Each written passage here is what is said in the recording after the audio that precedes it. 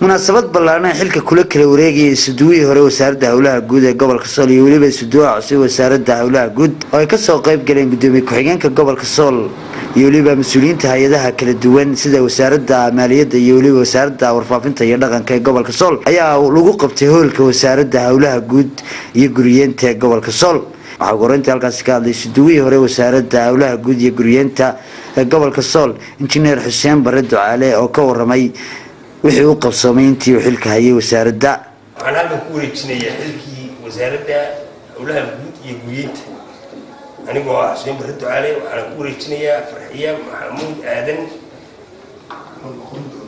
oo noqon doonta gudoomiye isuduwaha cusub ee wasaaradda hawlaha guud iyo guriyeenta waxaa isna halkaasi ka hadlay isuduwaha cusub ee wasaaradda hawlaha guud iyo guriyeenta Marwo Farxiya Maxamuud Aadan Xuseen Bare Ducaale adeerkay mudnaanta koobaad xasiinaya adeerkay ugu wareejiyay xilkaasi hufan طلبات حسينية مدحدة قبلك وقولوا يبنيها ما الله ما كل الدولة إحنا بسلام يا سلام السلام عليكم ورحمة الله وبركاته. وعسنا الكاسكادي تليها قيبت بليس كقبل كالصول قاشان لده عبد الرحمن نور على هي سجنا كور من الدور كوسارد ولا جود كل ضعي جودها قبل كالصول بجبدينا وحاحلك وكل وريتشي قدوميها كحجين كقبل كالصول أنا كسماء قدوميها قبل كالصول عبد الرشيد حرس الدلمر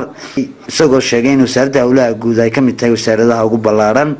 gobolka Sool ka howlgala wasiirka wasaaradda hawlaha guud iyo gaadiidka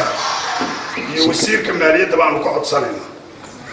kale waxaan wasiirka maaliyadda ka codsanayna